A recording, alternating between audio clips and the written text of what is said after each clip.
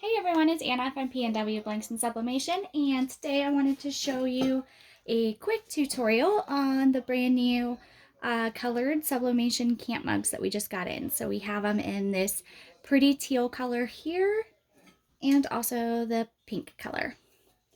So I have my designs already taped on, my press is already set. I didn't switch out the attachment because these are 12-ounce camp mugs and they actually fit in the 12-inch skinny drinkware attachment for the PNW Blanks and Sublimation drinkware press. So, as you can see, and actually, for those who have the press, I'll show you where I'm at here. So I made my knob so it's just barely grazing that bar back here. So if I made it any looser, you can see it hits that bar. So I make it so it just barely goes past it. There we go. So it's just barely past it. So then I can open my press all the way, slide my mug in, and make sure that's all nice and centered. And then go ahead and close it up and press. Because this is a stainless steel mug, I just kept it at the same temperature. This is my very first one, so we'll see how it goes. So I'm at 370 and 375 for the target temperature and the printing temperature, and I have it at 40 seconds. So normally I do the 40 seconds for either full wraps on 20 ounces or my 30-ounce design or 30-ounce tumblers. But we'll just see what happens at 40 seconds. Probably doesn't need 40 seconds. I bet 30 seconds would be better, actually. But we'll try it out on this one and then adjust as needed for the other one. So that's really all I do in these videos, and when I do my testing is that's what I do. I test and then I adjust as needed. So if something doesn't work out, then I play with it and try again. Right? If at first you don't succeed, try again and try something different. When you are, kind of troubleshooting your press, you want to make sure that you're trying only one different thing at a time. So say this doesn't turn out, or it ends up being to where, maybe the color is off, or I overcooked it. So I'm not going to change everything at once. I won't change the time and the temperature and the pressure.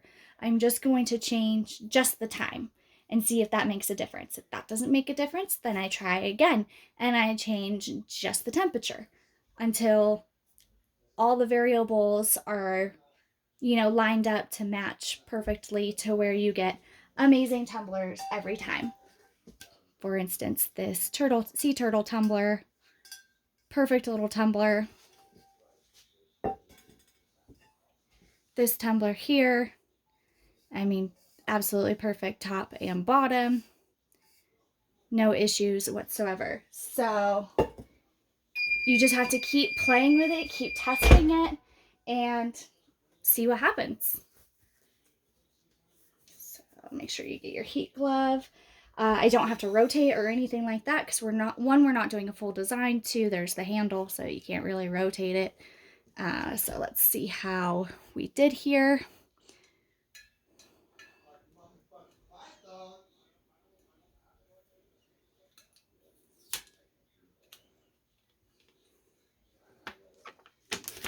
And oh yeah, it turned out really cute. So it says just dragging through the day, and there's a cute little dragon. Let me get closer up on that so you can see. And I did make the dragon colorful just because I wanted to see how the colors worked on the colored tumbler or colored camp mug. And I would say that worked out really well. Nice, clear, crisp image. Timing is right. Colors are great. Best way to tell is looking at that black. And you can see that black. It's not overcooked. It's not undercooked. It's perfectly black. So there you go. Now you have a really cute little camp mug. These, let me find the lid.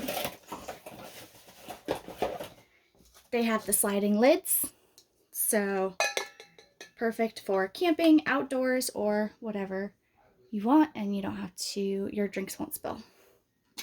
It slides open and closed. All right, so now that we know that that works, we're not gonna change a thing, and we're gonna toss the pink mug in. This one I only have one design on one side, and I left it open just in case I want to add a name or whatever later on, and I can do that in the press without my design fading or anything like it would in the oven. If you put it back in the oven, the other design is going to start to fade. But in the press, because you're cooking it so quickly, that doesn't happen. So you can add a name to this, you can add another design to it, you can add whatever you want later on if like your customer changes their mind, or say you had a bunch of these lined up. This is like a colorful sunflower image. So say you had them all lined up at a craft fair and someone's like, hey, I really like that, but can you personalize it? Bam, you can personalize that exact mug. And if you had your press with you, you could do it right there on the spot. So once again, we're just gonna go ahead and put our cup in, make sure it's nice and centered, the handle centered, and go ahead and close it.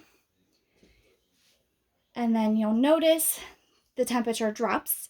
This is completely normal for this press. So we have two temperatures.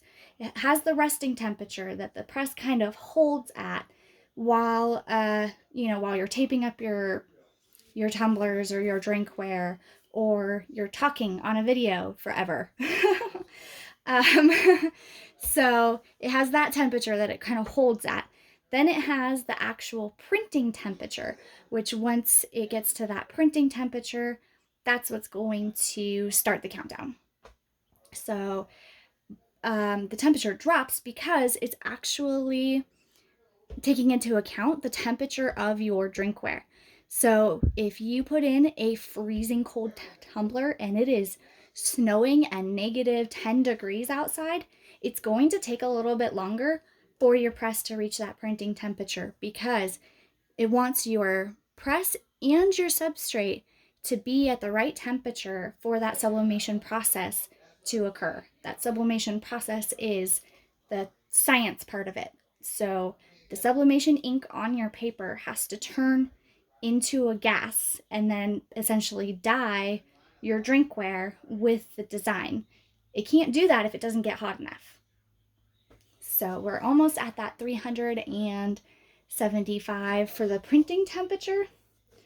And probably, the teal cup turned out great, but I probably could have even done the same thing with 30 seconds. I should have actually tested that out, but that's okay. Actually, we'll just toss it, we'll open it up at 10 seconds and see how it looks.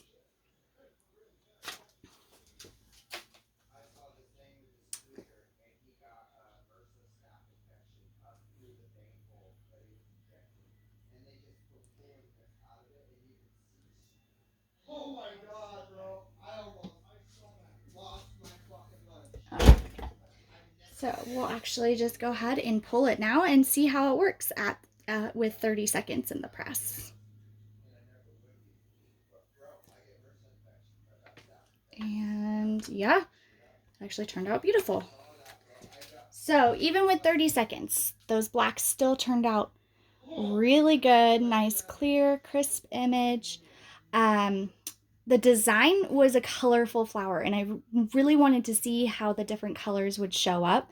It had a little bit too much pink in it, so you can see all the pink in the, let me focus back in there. So you can see all the pink in that.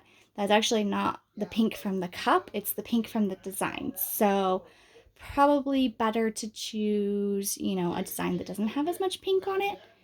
But it still turned out really good, and even over the bottom seam there, no ghosting or anything like that. It still turned out really well. We could have avoided that by just sliding up the print just like barely. I mean, a teeny little hair. But overall, I'm really proud of that and how that came out. I think it's really cute. Definitely still sellable. And like I said, add a name to it later. Personalize it, sell it for even more. So we have our 2 camp mugs that, oops, do it this way. Okay. Our 2 camp mugs, colorful sublimation camp mugs, pink and teal, now available at PNW Blanks and Sublimation. Go ahead and join our Facebook group. And also, I will post the link for purchasing these camp mugs, the PNW Drinkware press, and all the other sublimation and non-sublimation blanks that you could ever need in the description below. If you enjoyed this video, make sure to like it, share it with your friends, and subscribe to the YouTube channel as we post videos very often. Have a great day.